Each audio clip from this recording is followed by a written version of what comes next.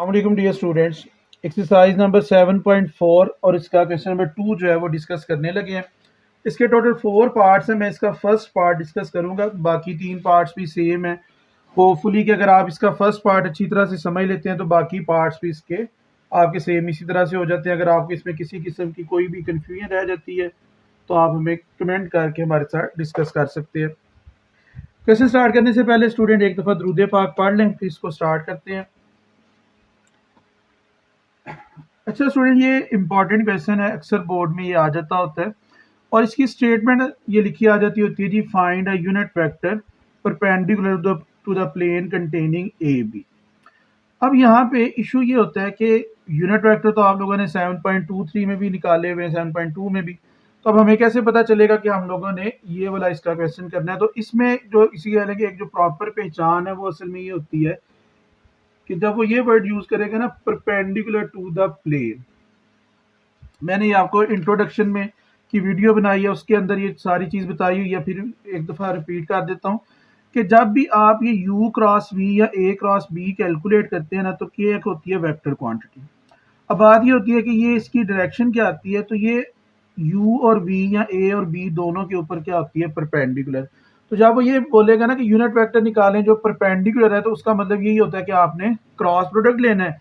और cross product की बाद में आपको पता है यूनिट वेक्टर लेने के लिए क्रॉस प्रोडक्ट को क्या करेंगे, उसकी मैग्नीट्यूड पे डिवाइड कर देंगे। तो यहाँ से फिर हमें इस चीज का आइडिया मिलेगा कि ए और बी दोनों के ऊपर जो परपेंडिकुलर वेक्टर है वो कौन सा होता है, जो उन दोनों के क्रॉस प्रोडक्ट से बन रहा होता है।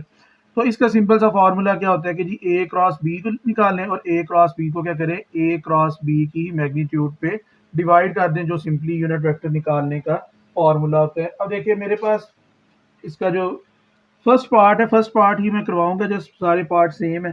तो आगे उसने बोला हुआ है कि जी also find the sine of angle. वो साइन ऑफ एंगल की बाद में बात भी कर लेते हैं, पहले इसका यूनिट वेक्टर जो है वो कैलकुलेट कर लेते हैं, जो इन दोनों के ऊपर क्या है, परपेंडिकुलर है।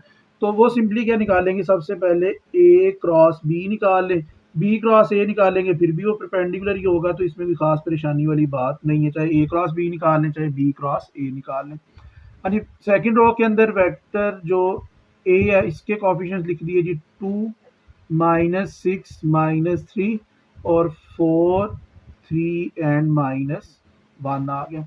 अब 3/3 ऑर्डर का डिटर्मिनेंट लेने का जो तरीकाकार है, सेम वही मेथड क्या करने जाना है कि इनके वाली रोज और इनके वाले कॉलम जो है वो स्किप कर देंगे और इसको लिखते जाते हैं। देखिए सबसे पहले स्टूडेंट्स मैंने आई लिखा, आई वाली रो छोड़ दी, आई वाला कॉलम छोड़ दिया, तो -6 -3 3 एंड -1।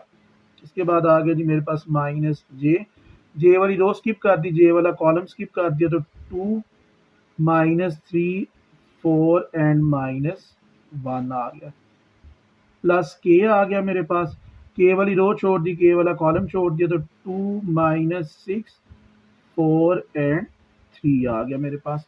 अब देख लेते हैं जी, इनको एक्सपेंड कर लें, जो सिंपली एक्सपेंड करने का तरीकाकार है मेरे पास। ये मेरे पास आई आ गया, -6 को -1 के साथ मल्टीप्लाई किया तो ये मेरे पास +6 आ जाएगा। 3 को -3 के साथ मल्टीप्लाई करेंगे तो ये आपका -9 और दरमियान में माइनस, आपको पता है वो रिलेशन का होता है।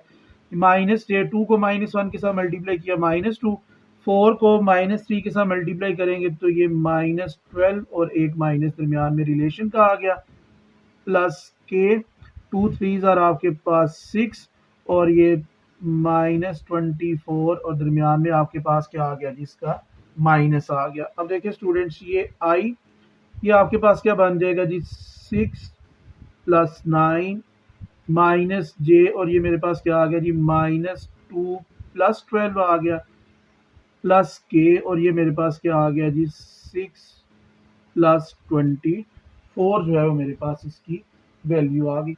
अब देखिए ये मेरे पास क्या बनता है जी स्टूडेंट्स, 15i -10j + 30k। ये किसकी वैल्यू निकल आई जी, ए क्रॉस बी की वैल्यू जो है वो मेरी फाइंड होगी। अब देखिए परपेंडिकुलर यूनिट वेक्टर के लिए क्या करना पड़ेगा, क्योंकि ए क्रॉस बी जो है वो क्या इन दोनों के ऊपर ऑलरेडी परपेंडिकुलर है, परपेंडिकुलर तो है ये, बट उसने मुझे क्या मांगा हुआ है मुझसे, यूनिट वेक्टर। तो आपको पता है यूनिट वेक्टर कैसे निकलता है जी, किसी भी वेक्टर को उसकी ही मैग्नीट्यूड पे क्या कर देंगे हम लोग, डिवाइड कर देंगे। तो अब यहाँ पे ए क्रॉस बी की मैग्नीट्यूड जो है वो कैलकुलेट कर लेंगे जी। ए क्रॉस बी की मैग्नीट्यूड, तो वो मेरे पास क्या आ जाएगी जी, 15 का स्क्वायर प्लस -10 का स्क्वायर प्लस 30 का स्क्वायर आ गया। तो 225 प्लस 100 प्लस 900 आ गया। तो ये मेरे पास क्या बन गया जी, 1225 आ गया मेरे पास। तो ए क्रॉस बी की जो मैग्नीट्यूड है वो मेरे पास कितनी आ गई जी, 35 आ गई। अब ये जो यूनिट वेक्टर मैंने जो फाइंड करना है जो कि इसके ऊपर परपेंडिकुलर है, तो मेरा जो रिक्वायर्ड यूनिट वेक्टर है वो क्या आ जाएगा जी मेरे पास, A cross B divided by A cross B magnitude. ठीक हो गया जी। अब ए क्रॉस बी की वैल्यू मेरे पास क्या आई थी, ये जो है आपका यूनिट वेक्टर एन ही होता है। तो ए क्रॉस बी क्या है मेरे पास, 15i minus 10j plus 30k और ओवर में मेरे पास क्या आ गया, 35 आ गया। ये मेरे पास यूनिट वेक्टर निकला है। अब देखिए इसमें अगली बात उसने क्या बोली हुई थी कि क्या फाइंड करें, साइन ऑफ एंगल जो है वो मैंने फाइंड करना है। तो देखिए साइन ऑफ एंगल किस तरह से निकलना है, आप इसकी दोनों साइड पे जब अगर मैग्नीट्यूड लेते हैं तो ये ए क्रॉस बी की मैग्नीट्यूड बन जाएगी। इधर ये जो यूनिट वेक्टर एन है ये खत्म हो जाएगा क्योंकि इसकी मैग्नीट्यूड 1 होती है। तो ये ए क्रॉस मैग्नीट्यूड बी मैग्नीट्यूड दूसरी साइड पे जाके क्या हो जानी है, डिवाइड हो जानी है। तो ये इसका फॉर्मूला है। इसके लिए ए क्रॉस बी की मैग्नीट्यूड मेरी निकली हुई है। दूसरे नंबर पे मुझे क्या चाहिए, एक तो ए की मैग्नीट्यूड चाहिए और एक बी की मैग्नीट्यूड। तो अब मैं ए और बी की मैग्नीट्यूड जो है वो भी फाइंड कर लेता हूँ। तो उसके बाद इन दोनों को आपस में डिवाइड कर लेंगे। अब देखिए ए की मैग्नीट्यूड मेरे पास क्या बनती है, ये वेक्टर ए मेरे पास है। तो मैग्नीट्यूड लेंगे तो आई का कॉफिशिएंट यानी कि 2 का स्क्वायर, जे का कॉफिशिएंट -6 का स्क्वायर, के का कॉफिशिएंट -3 का स्क्वायर आ गया मेरे पास। तो अब ये देखिए स्टूडेंट्स किसके इक्वल मेरे पास बनता जाएगा, आपके पास सिंपली ये क्या आ जाना है जी, 4 प्लस 36 प्लस 9। तो वेक्टर ए जो है उसकी मैग्नीट्यूड क्या निकल आएगी मेरे पास, 49।